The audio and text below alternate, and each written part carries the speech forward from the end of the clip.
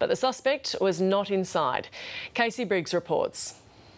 It's a quiet, relatively normal day in Wallaroo today on South Australia's Yorke Peninsula, but yesterday the streets behind me here were a hive of activity. About 1 o'clock, police blocked off the road here as they searched for a man wanted for serious offences.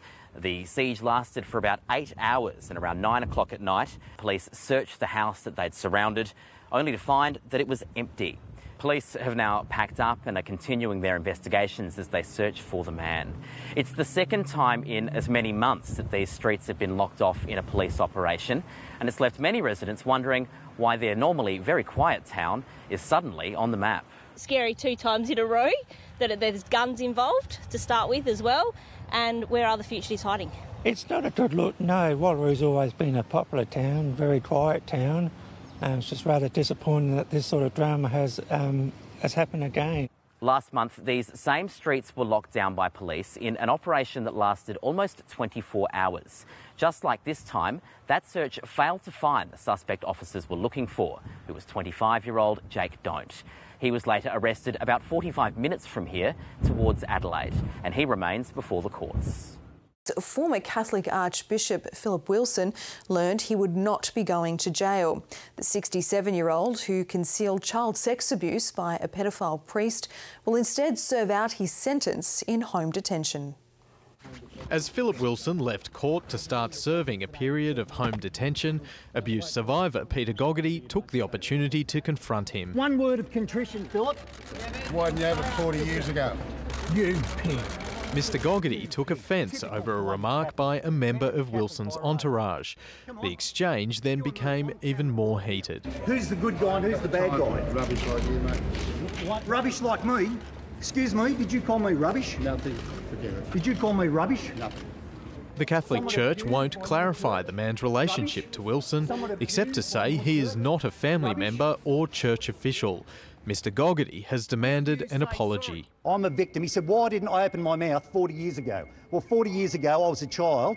40 years ago people opened their mouth to people like Father Wilson, who did absolutely nothing to help them. And he calls me trash. In May, Philip Wilson became the highest-ranking Catholic in the world convicted of concealing child sex abuse. The court found that in the 1970s he was told about pedophile priest Jim Fletcher by several victims, yet failed to act when Fletcher was charged. He received a minimum 6-month sentence, and today a magistrate decided he was suitable for home detention. The intention is certainly to appeal the conviction. I don't imagine there'll be an appeal so far as the sentence is concerned. Abuse survivors say they'd like to see an end to the matter. I'd like to see him show some type of remorse, and I'd like to see him apologise. Philip Wilson has lost his title as Archbishop, and today he lost his freedom. But he will be eligible for parole from his home detention in February, and the supporters of abuse survivors say that's not enough.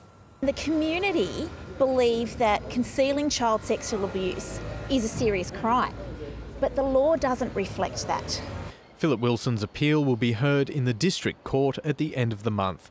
Ben Millington, ABC News, Newcastle. Any disclosures of abuse made in the confessional. It is a law that has infuriated church abuse survivors for years. Special legal exemption for what's said inside the confessional. The Royal Commission into Child Sex Abuse has recommended that the states make it an offence to fail to report abuse revealed in the confessional. It's a move resisted by the Catholic Church. The penalty for any priest breaking the seal is excommunication, being cast out of the church. So it's a real serious spiritual matter. But an elected coalition government will defy the church, says the opposition's most senior Catholic MP, Peter Walsh. From most of the people in the street, people that would be standing around talking about these issues, they believe that the rights of children, the protection of children should be sacrosanct. The law could be changed quickly. Well, it is simple from a legislative point of view. It's obviously changes hundreds of years of precedent. But if you go back to first principles, that it's about the safety of children, it's a no-brainer. It just needs to be done. When responding to the Royal Commission recommendations, the Andrews government did not rule out lifting the seal of the confessional. But to the chagrin of survivors, it didn't back it either, calling for uniform laws with other states. It's better to try and move in a nationally consistent way, and that's what we're trying to do. Survivors and advocates like Dr Judy Corton say it's an important change to make. This legislation is essential to protect children. That's it, it's to protect children.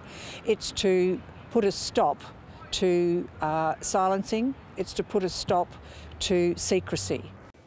Appearing via video link from her Silverwater prison cell, Hannah Quinn broke down in tears when she was granted bail at Newtown Court today. The 23-year-old is accused of being involved in the murder of Jet McKee after he broke into her boyfriend's Forest Lodge home last Friday afternoon. The defence lawyer said the 30-year-old threatened Quinn and her boyfriend Blake Davis, saying, "You don't want to get hurt, I will shoot you, give me your valuables." McKee, who was a problem gambler, then punched Davis in the eye with knuckle dusters before running away. Police allege that Quinn crash-tackled him to the ground before Davis delivered a blow to his skull using a samurai sword. The defence said Quinn was heard yelling, "What have you done?" after the attack, but that she had seen McKee stumble away. But the prosecution argued that she must have known that the victim had died and will push for the murder charge to stick, as well as an additional charge of being an accessory after the murder.